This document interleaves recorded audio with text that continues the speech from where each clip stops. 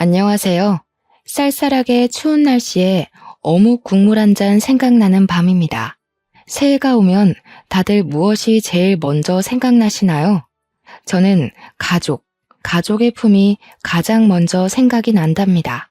지금은 60대 중반을 넘겨 후반을 향해 달려가고 있는 산전수전 다 겪은 할머니지만 아직도 화가 날 일이 남아있다는 사실이 참 믿기가 어렵네요. 이제는 웬만한 감정에 오르락내리락 하지 않는 초월적 상태라고 생각했는데 몇 해 전 저와 남편에게 아주 기가 막힌 일이 있었습니다. 제 입으로 말하기 창피하고 얼굴에 침 뱉는 것 같아서 친구들에게는 말도 못한 일이네요. 어디서든지 제 사연이 퍼져서 이 일을 당사자들이 부끄러워하고 진심으로 반성하길 바라보면서 한자 한자 억눌린 글을 써보겠습니다. 저에게는 남들처럼 아들 하나 딸 하나 그리고 제 배 아파 낳은 딸은 아니지만 누구보다 소중한 막내딸이 하나 더 있습니다. 말씀드렸다시피 제 배로 낳지 않은 딸은 바로 저의 시조카인데요. 평생을 제가 키웠습니다. 우리 남편에게는 나이 차가 얼마 나지 않는 남동생이 하나 있었습니다. 저희가 결혼하고 다음 해에 바로 시동생이 결혼식을 올렸으나 저희가 애를 둘 낳고 초등학생이 될 때까지 키우는 동안 시동생네는 아이가 생기지 않아 힘들어 했었습니다. 그래도 장남인 남편이 아들을 낳았고 2년 뒤에 딸도 하나 낳아서 시부모님께서 시동생네에게는 아이를 닥달하진 않으셨었죠. 점차 커가는 우리 아이들을 보면서 동서는 각고의 노력을 했습니다. 저에게 울면서 형님, 저도 아이를 낳고 싶어요 했던 적도 있었네요. 다시 생각해도 참 가슴 아픕니다. 시동생 부부는 결혼한 지 7년 만에 겨우겨우 임신에 성공했고 혹시라도 애가 잘못될까 가슴 졸이며 10개월을 품었습니다. 그리고 아이를 낳은 지 겨우 100일이 지났을 무렵 음주운전 차량과 사고가 크게 나는 바람에 시동생과 동서는 그만 세상을 떠나고 말았습니다. 저와 남편이 얼마나 장례식장에서 울었는지 모르겠어요. 허망하게 아기만 남겨두고 떠나는 그들이 눈이나 제대로 감았을까 싶었습니다. 하나뿐인 조카이기도 하고 시댁에서는 막둥이 아기를 고아원에 차마 맡길 수 없었던 터라 저에게 눈물로 읍소했습니다. 친자식과 다를 거 알지만 부탁할 사람이 저밖에 없다며 제가 품어주기를 바라셨습니다. 시부모님은 이미 노쇠하신 몸이었고 아이 키운 지도 오래됐다며 저에게 염치불고하고 부탁한다고 하셨어요. 시동생 부부가 얼마나 각고의 노력 끝에 얻은 아이인지 저도 옆에서 지켜보았기에 차마 거절할 수 없었습니다. 그 갓난아이가 혼자 고아원에서 어찌 자랄 수 있겠습니까? 핏줄이 뻔히 살아있는데 사람의 도리로서도 절대 그렇게 보내면 안 되는 거죠. 그래서 저는 제가 품기로 했습니다. 시부모님은 저에게 시동생 부부의 보험금을 주겠다고 했습니다. 더군다나 상대방의 음주운전 과실로 인한 사고였기 때문에 합의금까지도 저에게 주시겠다고 했습니다. 당시에는 음주운전 처벌이 지금처럼 강하지 않았던 시기였기에 애매한 집행유예보다는 합의금이라도 든든하게 챙기는 게 낫다는 이야기까지 있었죠. 이것저것 계산을 해보니 조카의 몫으로 떨어지는 보험금이며 합의금이 어마어마하긴 하더라고요. 물론 돈 때문에 아이를 맡겠다고 한 것은 아니었지만 상황이 조금 그랬습니다. 하필이면 IMF가 지나간 자리에 타격이 컸고 남편의 사업이 몇 년째 매우 힘든 상태였었습니다. 우리 아이들 먹일 반찬을 준비하는 게 여의치 않을 정도로 힘든 살림을 꾸리고 있었기 때문에 저는 더더욱 그 돈이 필요하기도 했어요. 세간 살림 벅찬 와중에 남편도 저에게 은근히 모든 걸 다 받고 아이도 받아주기를 원했고요. 집안에는 빨간 딱지가 덕지덕지 붙어 있는데 그 돈만 있으면 빚도 갚고 남편 공장도 다시 한번 살려볼 수 있겠더라고요. 그 당시에 우리 아들하고 딸이 10살, 8살이었습니다. 처음에는 막내가 갓난아기니까 너무나도 신기해하고 좋아하고 예뻐해주고 그러더라고요. 물론 클 대로 큰 아이들이었기에 막내가 조카라는 걸 인지는 하고 있었지만 앞으로 함께 살 막내 동생이다 하니 잘 받아들여줬어요. 하지만 나이 차이가 워낙 있고 점점 커갈수록 삐걱거림이 심해지기 시작했습니다. 평생 화목할 것 같았던 우리 집에 아이들의 사춘기가 찾아오면서부터 금이 생기기 시작했어요. 아들이 16살, 딸이 14살이 되었을 때 막내의 나이는 고작 7살이었습니다. 그때 우리 애들은 사춘기로 열병을 심하게 앓을 때였고 우리 막내는 아무것도 모르고 아들과 딸에게 들러붙어 놀아달라고 떼를 썼어요. 예민했던 자식들은 막내를 무시하거나 방문을 쾅 닫고 들어가기도 하고 울고불고 떼쓰면서 놀아달라는 막내에게 넌 내 동생 아니야 이런 소리까지 서슴없이 했습니다. 아들은 나쁜 친구들과 어울려 다니며 담배 냄새를 풍겼고 딸은 그 나이에 벌써 화장을 하고 다니며 바깥을 싸돌아다녔어요. 저는 자식들을 엄청 혼냈지만 그때마다 아이들은 자기들의 잘못은 하나도 모르고 뭐 틀린 말 한 것도 아니지 않냐며 저에게 대들었습니다. 남매 둘이 어찌나 똘똘 뭉쳐서 어린 막내를 괴롭히던지 마음으로 품은 자식이라지만 막내도 내 새끼처럼 생각하며 키웠는데 첫째와 둘째가 그러니 너무나도 속상하더라고요. 아무리 혼내봐야 말을 듣지도 않고 제 속만 답답하고 열불이 터지기 일보 직전이었죠. 막내에게만 못되게 구는 게 아니라 저와 남편에게까지 못되게 굴다 못해 학교에서도 맨날 문제만 일으켰거든요. 막내 돌보기도 바쁜데 다 큰 녀석들이 매번 학교에서 선생님의 연락을 받게 하니까 저도 지치게 되었습니다. 그나마 다행인 건 남편의 사업이 다시 순항을 이루고 있었다는 것이었습니다. 보험금과 합의금으로 받은 돈으로 사업을 다시 일으킬 수 있었습니다. 그 당시 억 단위 돈의 위험은 정말 상당했거든요. 공장이 다시 굴러가기 시작하면서 남편은 중국 쪽에 있던 모든 자본을 동남아로 돌리기 시작했습니다. 그때만 해도 동남아의 인력은 거의 무시당하는 쪽이었는데 우리 남편은 동남아의 인건비가 저렴하다는 걸 일찌감치 깨닫고 사업을 우회한 거죠. 몇 년 뒤 중국 공장의 자본금이 올라가면서 인건비도 오르고 중국 정부에서 외국 그룹이 본인들의 공장을 점령한 걸 막은 적이 있었습니다. 다들 휘청하고 동남아 쪽으로 그제야 눈을 돌릴 때 이미 남편의 공장은 튼튼하게 자리를 잡은 다음이었습니다. 그러다 보니 대기업 하청도 받게 되고 점점 부가 쌓여가기 시작했어요. 저희는 제일 먼저 이사를 했습니다. 아이들이 크기도 했고 둘째 딸과 막내가 같은 방을 쓰는 게 불편해 보였거든요. 각자에게 방을 줄 수 있는 큰 평수의 방이 필요하다고 생각해서 남편과 상의 끝에 꽤 학군이 좋은 동네로 큰 평수의 집을 찾아 이사를 하게 되었습니다. 남편과 저는 그런 부를 쌓을 수 있었던 것이 모두 막내의 덕분이라고 생각하면서 살았습니다. 우리 자식으로 호적까지 전부 정리를 해둔 상태였고 우리가 키운 거나 마찬가지였지만 그래도 친부모의 존재는 또 다른 거잖아요. 언젠가 때가 되면 우리 자식이 아니라는 말을 상처받지 않게 잘 돌려서 이야기를 해줄 생각이었어요.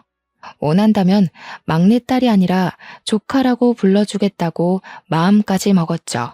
그게 막내가 진심으로 친부모를 인지할 나이가 되면 다 그렇게 해줘야 하는 게 진리라고 생각을 했습니다. 늘 막내에게 감사한 마음이 있었고 오로지 막내를 위한 저희의 진심이었던 거죠. 그런데 우리 아들, 딸들은 어찌나 철이 없던지 자꾸 막내한테 넌 우리 가족이 아니라고 더부살이라고 이야기를 하더라고요. 고작 8살밖에 안 된 아이가 뭘 알겠습니까? 더부살이가 뭐냐고 저한테 물어보는데 저는 머리가 멍해지는 느낌이었어요. 그런 소리는 어디서 들었니? 하니까 언니랑 오빠가 말해줬대요. 자기는 더부살이라고 그랬다고. 그날 처음으로 저는 다 큰 자식들에게 매를 들었습니다. 어디 그런 소리를 막내에게 할 수 있냐고. 지금 우리가 이렇게 먹고 사는 게 다 막내 덕분인 걸 몰라서 하는 소리냐고. 가족으로 품고 이미 너희의 동생으로 호적까지 다 정리되어 있는데 어떻게 그런 철없는 소리를 할 수 있냐고 엄청나게 혼을 냈습니다. 막내가 다 커서 인지하고 상처받지 않을 나이가 되면 다 말해주려고 했는데 이런 식으로 초를 치기 있냐면서 제가 가슴을 퍽퍽 치며 이야기했어요. 막내에게 상처 주는 말을 뱉으면 너네도 쫓아내버릴 거라고 그런 말은 입에도 담지 말라고 했죠. 자식들은 그럼에도 불구하고 제 말을 이해하지 못한 건지 못하는 척하는 건지 친동생이 아닌 거는 사실이지 않냐고 대들더군요. 무려 고등학생, 중학생이나 된 것들이 고작 초등학교 1학년 아기한테 그런 소리를 뱉다니. 철이 없어도 너무 없는 것 아니겠습니까? 제발 입 다물고 중간만 해라. 더 많은 걸 바라지도 않는다고 했죠. 그렇게 어영부영 시간이 흐르고 흘러 첫째 아들은 대학 입시에 2번이나 실패를 하고 삼수는 못하겠다면서 21살이 되자마자 군대에 가버렸습니다. 19살이던 딸은 학교를 하도 안 나가는 바람에 진도도 못 쫓아가겠고 공부하는 인연이 없는 것 같다며 다른 걸 찾아보고 싶다고 했어요. 저는 딸의 미래를 위해 응원을 해주려고 했는데 이 계집애가 글쎄 다짜고짜 학교에 자퇴서를 내고 온 겁니다. 제 도장이랑 남편 도장까지 훔쳐서 자퇴서를 제출하고는 미용을 하고 싶다며 미용실에 취직을 했어요. 미용실도 미용실 나름이지 고등학교 중퇴자를 데려다가 제대로 월급이나 주겠습니까? 최저시급이라는 것도 없이 한 달에 돈 몇 푼 만지면서 하루 종일 샴푸하고 머리카락 쓸고 담고 있더라고요. 미용도 제대로 배울 마음이 없는 것 같았습니다. 하는 꼬락서니를 보면 알 수 있잖아요. 애가 정말 열정이 있어서 하는 건지 아니면 임시 방편으로 그냥 취직을 한 건지. 제가 미용 학원을 보내주겠다 했더니 배우는 걸 꼭 해야겠냐면서 설렁설렁 미용실로 출근을 하더라고요. 월급 받으면 그 돈으로 술 처먹고 클럽 가고 하면서 돈 다 날리고요. 12살이던 막내는 정말 제 배로 낳은 자식들과 다르게 자기 방 정리도 잘하고 알아서 학교도 잘 다니고 공부도 잘하는 그런 아이가 되었어요.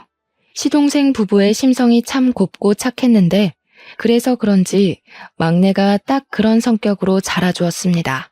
하늘에 있는 시동생 부부에게 얼마나 고마웠는지 몰라요. 솔직히 그 부분을 많이 걱정했거든요. 아이가 엇나가거나 하면 제가 무슨 자격으로 이 아이에게 잔소리를 하고 훈육을 할 수 있을까 하는 그런 생각이요. 막내가 생각했을 때 자신의 처지가 불운하다고 느끼면 어떡하지? 혹은 친부모도 아니면서 왜 간섭이야 하고 생각할까 두려웠죠. 하지만 그런 제 예상은 완전히 빗나갔죠. 제 아이들보다 더 의젓하고 철이 든 너무나도 이상적인 방향으로 막내는 자라주었습니다. 개차반 같은 첫째와 둘째 밑에서 어떻게 저런 성격의 아이로 자랐나 싶고 이게 다 하늘에 있는 시동생 부부의 은혜가 아닌가 싶었어요. 우리 첫째 아들은 군대 갔다 와서 무슨 자격증 시험을 보겠다면서 학원을 가야 한다, 인터넷 강의를 들어야 한다, 교재를 사야 한다 하더니 그 돈 가지고 술이나 처먹더라고요. 허구한 날 술에 절어서 들어와서는 다음날 속 뒤집어졌다고 남편도 안 찾는 콩나물국을 찾고 앉아있고 하루는 학원비가 모자라대서 돈을 주니 그걸로 게임 머니를 샀더라고요.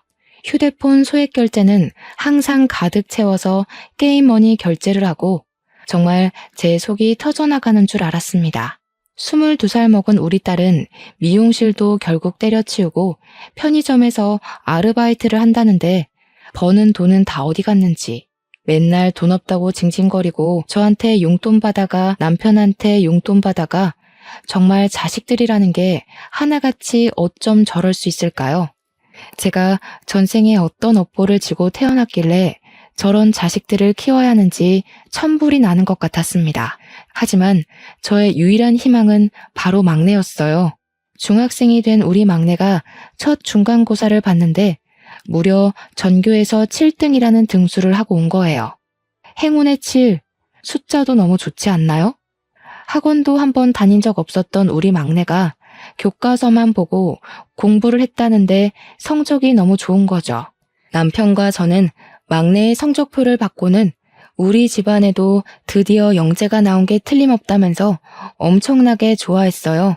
막내는 그런 걸 무척 부끄러워했지만 그래도 내심 칭찬받는 게 좋은지 앞으로 더 열심히 해서 전교 1등을 하겠다고 했어요. 저는 정말 우리 막내가 너무나도 자랑스러워서 견딜 수가 없었습니다. 바로 막내와 남편과 머리를 맞대고 상의해서 종합학원을 보내주기로 했어요. 우리가 시동생 부부를 대신해서 서포트를 해줘야 한다고 생각했기에 학군이 좋은 동네라는 장점을 살려서 학원을 열심히 알아보고 제일 좋다는 학원으로 보내주었습니다. 그래서 우리 막내는 종합학원을 다니기 시작했어요. 돈 쓰는 보람이 있게도 우리 막내는 공부를 정말 쉬지 않고 했습니다. 오죽하면 제가 걱정이 되어서 막내 보고 쉬엄쉬엄 공부하라고 벌써부터 지치게 되면 고등학교 3학년까지 힘들 수 있다고 말릴 정도였습니다. 학교를 마치고 학원에 가면 오후 시간인데 거기서 또 밤 10시까지 공부를 하고 집에 돌아와서 씻고 11시부터 또 공부를 하는 거예요. 제발 밤에는 잠을 자라고 화를 내도 공부가 너무 재밌어서 자꾸 책을 보고 싶다지 뭡니까? 그게 또 제 아들, 딸이랑 너무 비교가 되는 거예요. 고작 중학생인 막내는 저렇게 본인 미래를 위해 열심히 하는데 성인이 된 아들, 딸은 게임에 술에 빠져서 정신 못 차리고 있었으니까요. 자격증을 따겠다고 매달 학원비, 교재비 달라던 아들은 누구보다 술을 잘 먹게 됐다면서 동네에서 자기를 술로 이길 사람 없다고 자랑이랍시고 이야기하고, 딸은 편의점 알바도 3개월 만에 잘려서 클럽 간다고 화장이나 떡칠하고 있고, 제가 참 자식 농사를 잘못 지었다는 생각밖에 들지 않더라고요. 그 와중에도 웃긴 게 뭔지 아십니까? 제가 우리 막내 하면서 최대한 서포트 해주려고 애쓰고 끼고 돌았거든요. 우리 남편도 막내 일이라면 그게 뭐가 됐든 발벗고 나서서 도와주고 싶어 했고요. 그걸 보고 14살짜리 애를 상대로 20대인 아들, 딸들이 질투를 하고 앉아있는 겁니다. 애가 공부를 늦게까지 하다가 밤 10시가 다 되어 집에 돌아왔는데 아들이랑 딸이 둘 다 술을 처먹고 와서는 집에서 고성방가를 지르고 떠들고 난리도 아닌 거예요. 제가 보다 너무 한심하고 짜증이 나서 우리 막내 공부해야 되니까 조용히 하라고 했어요. 그 시간에 돌아와서 간단하게 간식 먹고 새벽까지 공부를 하는 걸 잘 알고 있었으니까요. 그랬더니 자식놈들이라는 게 짜증 좀 냈다고 둘 다 눈에 불을 켜고 엄마 하고 냅다 소리를 지르는 게 아니겠어요? 할 말 있으면 해봐라. 너네 공부할 때도 공부도 못하면서 신경질 부릴 때 누가 건드린 적 있냐고 조용히 하라 했죠. 그러니까 아들이 엄마 진짜 자식들이 누군데 너무한다 이러는 게 아니겠어요? 우리 막내도 엄마 하고 부르는 소리에 놀라서 나오고 남편도 방문 열고 쳐다보고 있었는데 아들이랑 딸이 술에 취해서 할 말 못할 말 구별 못하고 막 뱉는 겁니다. 우리가 친자식이지 누가 보면 막내가 친자식인 줄 알겠어.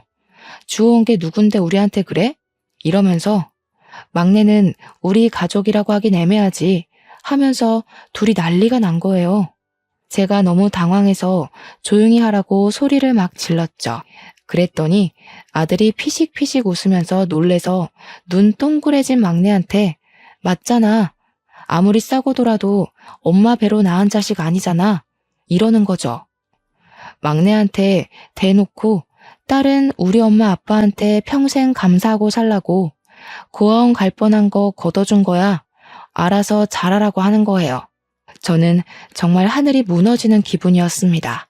우리 막내가 먼저 물어보거나 혹은 막내가 모든 걸 다 이해할 수 있는 시기가 되면 이야기해 주려고 했던 건데 이제 막 사춘기가 올 아이한테 그런 소리를 하니까 제 가슴이 다 쓰라린 기분이었어요. 근데 그때 가만히 듣고 있던 남편이 고개 숙이고 아무 말 못하고 옴짝달짝 못하는 막내가 가슴 아팠는지 애들에게 큰 소리를 냈습니다. 너네 지금 뭣들 거야? 하면서 남편이 일부러 쿵쾅거리면서 나오니까 그래도 지 아비는 무서워하는 애들이 우물쭈물 하더라고요. 다 큰 자식들이 저렇게 생각이 없어서 되겠어? 너네가 아주 등 따뜻하고 배부르고 부족함 없이 사니까 그딴 소리를 하지. 너네 아주 꼴도 보기 싫다. 당장 나가서 너희들끼리 살아봐. 남편이 강경하게 나오니까 애들도 꿀먹은 벙어리 되고 막내만 어쩔 줄 몰라 하는데 제가 막내 옆으로 가서 손을 꼭 잡아주었어요. 제가 막내 편을 들듯이 행동하니까 딸이 또 선을 넘더라고요. 어떻게 친자식을 내쫓을 생각을 할 수 있냐면서 저랑 남편이 늙으면 누가 돌볼 것 같냐고 검은 머리 짐승은 키우는 거 아니라잖아 하면서 이야기하는데 도대체 편의점 알바 3개월도 못 채우고 잘린 주제에 누가 누구를 돌본다는 말입니까? 제가 진짜 어이가 없어서 헛웃음을 픽 하고 흘렸어요. 제 딸이지만 정말 말도 얄밉게 하고 우리 막내 가슴을 후벼 파지 못해서 안달난 사람처럼 굴더라고요. 그러더니 아들이 그러더라고요. 막내를 가리키면서 어차피 막내는 친자식 아니라서 유산 상속도 못 받는 거 아니냐고요. 상속도 못 받을 건데 제가 잘 된다고 저랑 남편을 책임지고 살겠냐고 친자식부터 챙기라고 그 말하는데 남편 얼굴이 정말 새빨갛게 달아올랐어요. 화가 머리 끝까지 났다는 표식이었습니다. 그래, 너네 이제 성인이니까 너네도 스스로 벌어서 스스로 살아라. 언제까지 우리가 너네 책임지고 데리고 살 수는 없지 않겠냐. 우리 집이 지금까지 먹고 살 수 있었던 기반이 되어준 것도 다 막내 덕분이다. 내가 할머니한테 다 들었어. 돈 때문에 막내 맡은 거라며. 제가 막내가 오해할까 싶어서 바로 아니라고 정정을 했어요. 돈 때문에 막내를 맡는다는 게 말이 되냐? 애 하나 키우는 게 고작 돈이면 다 되는 줄 아냐고. 얘가 얼마나 귀한 딸인 줄 아냐고 했어요. 그러니 딸이 자기는 귀한 딸이 아니라서 아무것도 안 해주냐고 하는데 도대체 제가 뭘 안 해줬다는 건지 어이가 없더라고요. 그래서 딸한테 그랬죠. 너 하고 싶다는 거 한 번도 안 시켜준 거 없다. 미용실에서 일할 때도 미용학원 다니라고 몇 번을 이야기하지 않았냐고. 그랬더니 미용은 자기가 하고 싶었던 게 아니래요. 저는 막내를 끌어안고 이야기했습니다. 시동생 부부가 얼마나 귀하게 얻은 딸인데 우리가 내칠 수 있냐고. 우리 핏줄인데 고아원에 버리는 게 말이 되냐고. 그 말을 하는데 제 눈에 정말 눈물이 차오르더라고요. 물론 막내 덕분에 시동생의 보험금 덕에 우리 집 공장이 일어선 건 부정하지 않겠다고 하지만 보이는 게 전부가 아니라고 했습니다. 막내는 모든 걸 한꺼번에 알게 된 충격에 울고 있었어요. 닭똥 같은 눈물이 뚝뚝 떨어지는데 정말 제 가슴이 찢겨나가는 기분이었습니다. 그걸 보는 남편도 똑같은 마음이었는지 자식들에게 정말 엄청나게 화를 냈습니다. 도대체 너희들이 여태 살면서 뭐 하나 똑바로 해본 게 있냐면서 아무것도 해낸 게 없는 주제에 뚫린 입이라고 짓거리면 단줄하냐고. 제가 하고 싶은 이야기들을 쏙쏙 골라서 하고 있더라고요. 그러더니 남편이 큰 결심을 내리고야 말았습니다. 너네 당장 짐 싸서 나갈 준비하라면서 고시원에서 살든 달방을 얻든 너네 힘으로 알아서 살아보라고 했어요. 그 나이 먹도록 대학도 못 가 공부를 하는 것도 아니야. 취업도 안 해. 언제까지 그렇게 할 줄 아는 거 없이 살 거냐고 바보 천치라고 했죠. 그러니 큰아들이 자기는 공장 물려받으면 되지 않냐고 하고 딸은 엄마 아빠가 유산 남겨줄 건데 뭐가 문제냐요. 저와 남편은 정말 머리를 얻어맞은 듯한 충격이 들었습니다. 아무리 화려한 학창 시절을 보냈다고 해도 저렇게 당당하게 유산 타령을 할 거라고는 생각도 못했어요. 아직 50대 초반인 부모한테 유산을 운운하다니요. 저희한테 돈을 맡겨놓은 것도 아니고 뭐 하나 자리를 잡은 것도 아니면서요. 남편이 꼴도 보기 싫다고 나가라고 하고 막내는 저에게 방에 들어가 보겠다고 하고는 방으로 들어가더라고요. 저는 이대로 보내면 안 되겠다는 생각이 들어 방으로 따라 들어갔습니다. 막내에게 진심을 다해 이야기를 했어요. 한꺼번에 많은 이야기를 들어서 충격을 받았을 거 안다고. 나중에 전부 다 이해할 수 있는 나이가 되면 이야기해 주려고 했다고. 이렇게 친부모의 존재를 알려주게 되어서 미안하다고. 사춘기로 예민할 텐데 마음 쓰일 거 다 안다고 토닥토닥 해주었죠. 그랬더니 막내가 자기가 저와 남편의 친자식이 아닌 건 이미 알고 있었대요. 아들이랑 딸이 맨날 그 이야기를 몰래 꺼냈고 어느 날부터 자기가 이 가족의 진짜 구성원이 아니구나 하는 걸 느꼈대요. 그래서 저한테 더 잘하고 싶었다고 오히려 저한테 죄송하다고 말하면서 오는데 정말 이날은 어떤 말로도 제 감정을 표현할 수 없어요. 비록 내 배로 낳은 건 아니지만 막내는 내 딸이 맞는다고 절대로 사이 틀어지지 말자고 약속까지 꼭 걸었습니다. 막내가 저한테 울면서 정말 보험금 때문에 저 키우신 거 아니죠? 하는데 저도 엉엉 울었어요. 절대 아니라고 너를 받아들이기로 한 순간부터 너는 내 딸이었다고 했습니다. 안 그랬으면 호적 정리도 안 했을 거라고 내 딸이니까 입양까지 한 거라고 이야기했어요. 물론 그 돈을 그때는 필요해서 썼다고 하지만 그 보험금만큼 우리가 벌어서 채워놨다고 너 성인 되면 줄 거라고 이야기를 했어요. 화들짝 놀라면서 아니라고 하는데 제가 그 돈 안 챙겨주면 나중에 시동생 부부를 무슨 면목으로 하늘에서 만나겠나요? 막내도 어느 정도 오해가 풀렸는지 공부를 더 하다가 자겠다고 하길래 방에서 나왔습니다. 아들이랑 딸은 방으로 들어가 숨은 건지 뭔지 보이지도 않고 남편만 거실에서 씩씩거리고 있었습니다. 그래서 저는 남편에게 어떻게 할 거냐고 물으니 뭘 물어보냐고 정말 내쫓아 버릴 거라고 하더군요. 고생도 해보고 정신을 차릴 거 아니냐면서 한 달 안에 취업해서 나가라고 저한테 신신당부하라고 전하더군요. 기숙 공장에 들어가던 아니면 정말 모텔이라도 잡아서 나가던 이 집 밖으로 내쫓을 거라고요. 저는 남편 말에 솔직히 동의를 했어요. 우리 자식이라고 하지만 언제까지 망나니 짓 하는 걸 두고만 볼 순 없으니까요. 그래서 다음날 남편이 출근하고 슬그머니 밥 달라며 눈치 보면서 나오는 아들, 딸에게 이야기를 했습니다.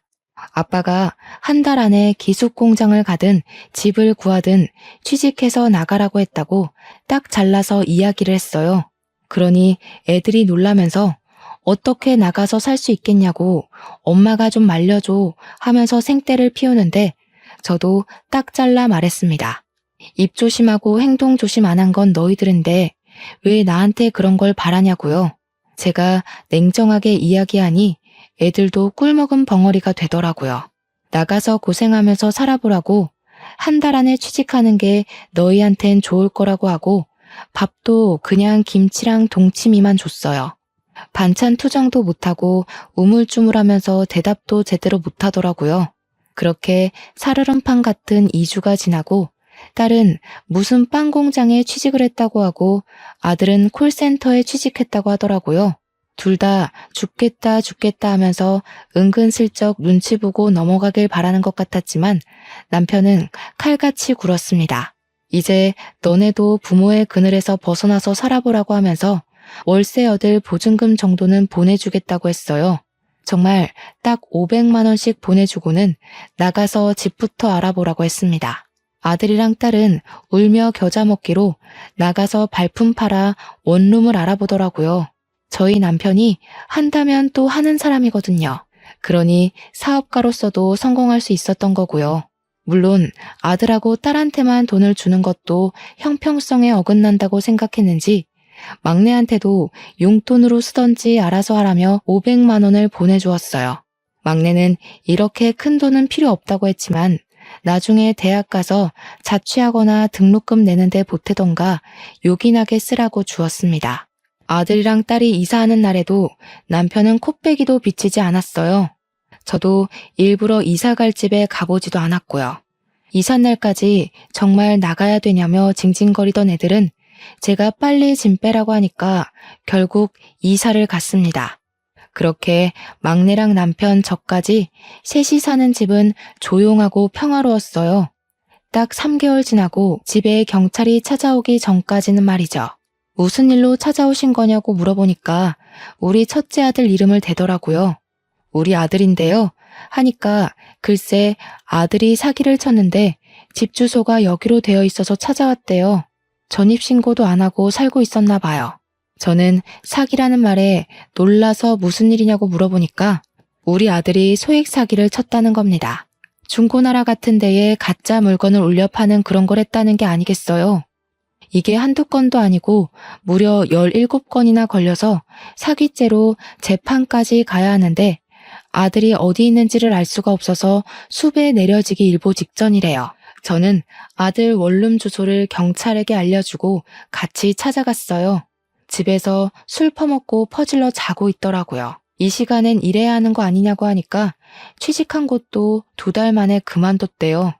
경찰서까지 끌려가는데도 술이 덜 깼는지 무슨 상황인지 제대로 인지도 못하더라고요.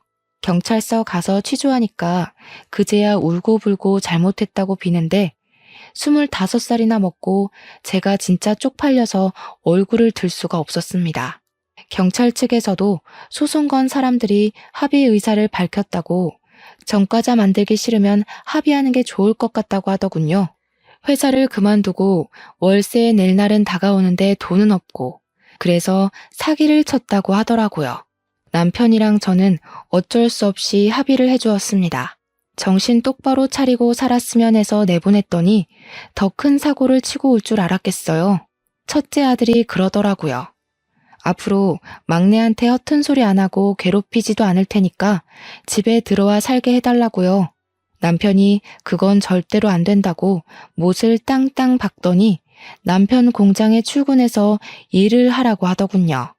사기죄로 고소를 한번 당했던 아들은 정신 차리고 남편 공장에 취직해서 출근을 하기 시작했어요. 속절없이 시간이 더 흐르고 우리 막내가 16살이 되었는데 학원을 다닌 뒤로 성적이 더 많이 올랐어요.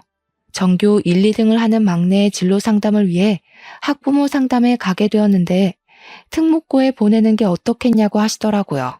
과학고등학교를 생각하고 있었다는 막내의 말에 저희 부부는 전적으로 지원을 해주기로 했습니다. 성적 관리도 잘 된 편이고 경시대회 수상 이력도 있어서 지원해도 좋을 것 같다는 말에 냉큼 결정을 했어요. 막내의 성적이 좋다고 하니까 남편이랑 저랑은 신나서 동네방네 자랑을 하고 다녔죠. 그런데 또 한 번 사건이 일어나게 되었습니다. 바로 빵 공장에 다니고 있던 딸에게 연락이 왔는데 할 말이 있다면서 집으로 찾아오고 싶다고 하더라고요. 무슨 일 때문에 그런가 했더니 글쎄 딸이 웬 남자랑 같이 집에 들어서는 게 아니겠어요? 딸이 온다고 해서 아들도 부르고 막내도 오래간만에 학원 쉬고 집에서 기다렸는데 딸이 배가 불러서 나타난 거죠. 딸이 당당하게 결혼하겠다고 애아빠라면서 남자를 소개해 주는데 누가 봐도 정말 사기꾼처럼 생긴 놈이었어요. 얼굴에 버터 바른 것처럼 생겨서 왜 이 사람 저 사람 다 꼬드기게 생긴 그런 사람 말이에요. 남편이랑 저는 너무 당황해서 아무 말도 못하고 딸아이 배만 바라보고 있었습니다. 오죽하면 아들이 딸한테 머리에 총 맞은 거 아니냐고 막말을 하는데도 아무 소리 못하고 있었어요. 이미 임신 6개월이라고 배를 쓰다듬는데 우리 딸 고작 25살이었단 말이죠. 혼인신고도 이미 했고 혼수만하게 돈을 보태달라고 찾아온 거였더라고요. 알고 보니 빵 같은 공장에 다니고 있었던 남자였고 살림 차린 지도 1년이 넘었다고 했어요. 공장에 들어가서 얼마 안 되어 사귀게 되었고 바로 동거를 시작했다면서 남자 쪽에 인사는 드렸냐고 하니까 고하래요. 시부모도 없으니 얼마나 좋냐면서 철없이 구는데 목덜미 잡을 뻔했습니다. 결혼식도 안 할 거라면서 1억만 보태주면 살림이 좋아질 것 같다고 애도 태어날 거니까 돈 좀 달래요. 결국 남편이 딸에게 1억을 해주겠다고 했죠. 그랬더니 이번에는 아들이 거품을 물고 달려드는 게 아니겠어요? 왜 딸만 1억을 해주냐고 자기도 1억 해달라고요. 남편이 딱 잘라서 너 결혼할 때 1억 해줄 테니까 입 다물으라고 했어요. 그러니 자기도 여자친구 있다면서 결혼하겠다는데 진짜 주둥이를 확 찢어버리고 싶었네요. 시간이 더 지나고 딸은 출산을 했고 막내의 입시 준비는 점점 끝을 향해 달려가고 있었습니다. 당연하게도 우리 막내는 과학고등학교에 당당하게 합격을 했어요. 집 근처에 있는 학교라서 기숙사에 들어갈 필요도 없었고 정말 너무 행복했습니다. 저는 딸의 몸조리를 도와주면서 지냈고 시간이 흘러 막내는 3년간 좋은 성적을 유지해 국내에 있는 제일 좋은 대학에 떡하니 수시 합격을 했어요. 우리 막내가 대학생이 되었을 때 아들도 결혼을 했고 약속했던 대로 1억을 지원해 주었습니다. 그렇게 별탈 없이 몇 년이 더 흐르고 아들도 애를 하나 낳았고 딸은 이후에 하나 더 낳아서 둘을 키우며 살고 있었습니다. 막내는 대학 졸업반이 되었고요. 그때 저희 시모가 노화로 돌아가시게 되었어요. 병도 없이 무탈하게 눈을 감으셔서 남편과 저는 호상이라고 생각했죠. 당연히 자식들 모두 빈소를 지키고 있었는데 둘째 날 저녁에 막내가 저한테 슬쩍 오더니 할 말이 있다는 겁니다. 뭐냐고 물어보니 아들이랑 딸이 부조금 넣는 함에 손을 넣어서 돈 봉투를 빼는 걸 봤대요. 에이 설마 하면서도 제 자식들이 그동안 해온 게 있으니까 제가 차마 믿지를 못하겠더라고요. 그래서 그날 밤에 남편이랑 같이 돈 봉투랑 방명록을 확인하기 시작했어요. 정말 말도 안 되게도 돈이 비더라고요. 한두 푼도 아니고 꽤 많은 봉투가 사라진 겁니다. 아들, 딸 불러다가 추궁했더니 막내가 진짜 도움이 안 된다면서 그걸 그 사이에 가서 일렀냐고 성질을 팍 부리는데 기가 막혔습니다. 아들이 당당하게 우리가 돈이 좀 없어서 썼어요. 어차피 할머니 죽은 마당에 이거 다 우리 거잖아 하는데 남편이 아들 뺨을 짝소리 나게 때렸습니다. 네가 사람이냐면서 소리를 치는데 아들은 자기가 맞은 것만 억울해하고 뭐가 잘못된 건지를 모르더라고요. 꼴도 보기 싫으니까 꺼지라고 하니까 아들이랑 딸이랑 주섬주섬 짐 챙겨서 나가더라고요. 결국 막내만 저희 부부와 같이 시모에 가시는 길 끝까지 함께 지켜보았습니다. 발인 때도 이 핑계 저 핑계 대면서 아들이랑 딸은 나타나지 않았어요. 남편은 참 많은 생각이 드는 것 같아 보였지만 저는 아무 말도 보태지 않았습니다. 자기들도 부끄러우니까 차마 못 나타난 거겠지 하면서도 어쩜 네 배로 낳은 자식들이 저 모양일까 싶었죠. 남편도 저한테 우리 그냥 아들이랑 딸 없는 셈 치고 살자고 하는데 저는 그냥 끄덕였어요. 아들은 남편 공장에서 일하고 있었지만 생산 라인 쪽이라 남편이랑 크게 부딪힐 일 없는 쪽이었거든요. 사위도 결국 빵 공장에서 돈벌이가 안 된다며 남편 공장에서 일을 하곤 있었지만 남편은 신경 안 쓰겠다고 했어요. 애들이 커가는데 월급이 너무 적다며 남편 공장으로 취직을 한 거였어요. 그런데 이따위로 굴면 나중에는 결국 공장까지 넘볼 것 같은 겁니다. 그래서 남편과 저는 미리 약속을 했어요. 나중에 우리가 늙어서 공장을 돌보지 못할 때가 오면 전문 경영인을 두자고요. 아들과 사위도 믿음이 가질 않더라고요. 공장에 상주하는 직원이 몇인데 그 치들에게 공장을 맡기겠습니까?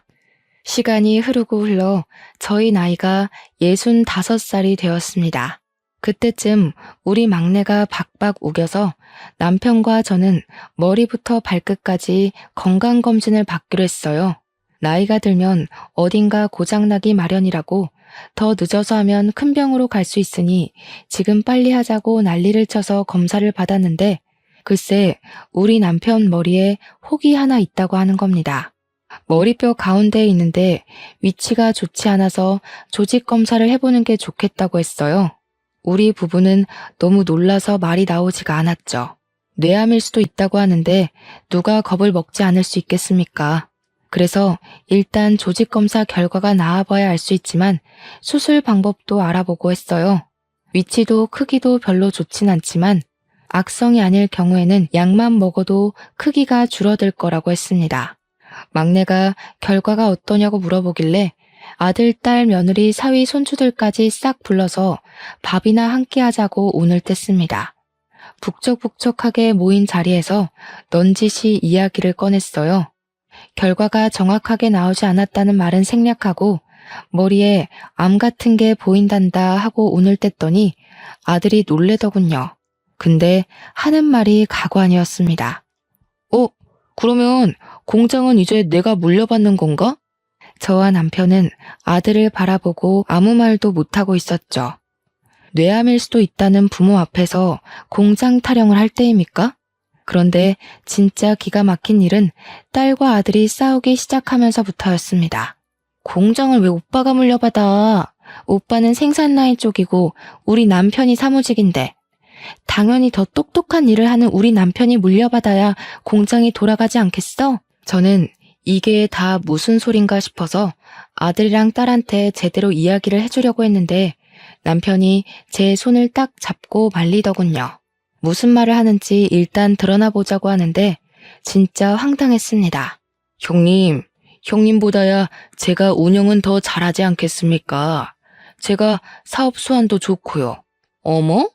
우리 남편이 장남인데 당연히 남편이 받아야죠. 어디 위아래도 없이 따지고 들어? 딸은 출가 외인인 거 몰라?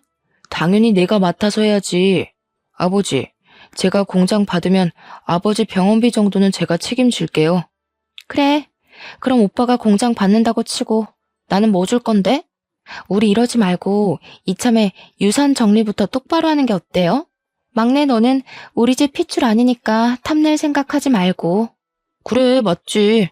친자식도 아닌데 숟가락 얹을 건 아니지?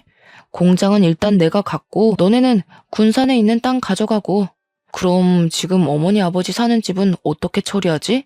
남편이 부들부들하면서 한 소리 하려고 하는 순간 막내가 벌떡 일어나서 소리를 쳤어요. 야, 이 버러지 같은 새끼들아! 이러는데 우리 막내가 30살 먹도록 저는 정말 저런 소리 하는 걸 처음 들어봤습니다. 항상 저나 남편, 아들, 딸에게 존댓말을 쓰던 막내가 욕을 하다니요. 검은 머리 짐승 운운할 때는 언제고. 누가 지금 짐승짓 하는지 잘 생각해봐. 어떻게 아버지 아프시다는데 그런 소리를 할 수 있어? 그리고 따지고 보면 그 공장 우리 친부모님 덕에 일어난 거라 지분은 내가 제일 많거든요. 받을 생각도 없지만 언니 오빠가 이런 식으로 굴면 내가 권리 주장하지. 어떻게 부모 앞에서 유산 나눌 이야기를 해. 정말 속 시원하게 다 질러주니까 우리 남편도 그제야 이야기를 하더군요. 내가 암 같은 거라고 했지 암이라고는 안 했다. 죽을 병 걸린 것도 아니고 너네가 얼마나 돈 욕심을 내는지 내 아주 잘 알았다. 막내 말대로 권리는 막내한테 있으니까 김칫국들 마시지 말고 너네 한 푼도 안 줄 거다. 막내랑 상의해서 사회에 기부를 하든지 할게야. 막내야, 가자. 아들, 딸, 사위, 며느리 할 거 없이 당황해서 하는데 막내가 짐 챙겨서 일어나자고 하더군요. 나가는 뒤통수에 대고 변명을 막 늘어놓는 애들 무시하고 막내랑 집으로 왔습니다. 못 볼 꼴 보여서 미안하다 하니 막내가 아니라고 암 아니라서 다행이라고 하더군요. 저희는 막내와 상의해서 공장을 정리하고 전문 경영인을 두기로 했어요. 원래 병이라는 게 다 스트레스로 인해 생기는 거니까요. 아들, 딸이 모르고 있지만 남편과 제 명의의 상가 건물이 2채가 있었는데 그걸 막내에게 증여하기로 했습니다. 우리 노후 자금 제외하고는 막내의 연구실이랑 부모 없이 힘들게 지내는 아픈 환우들을 위한 사업체에 기부하기로 했어요.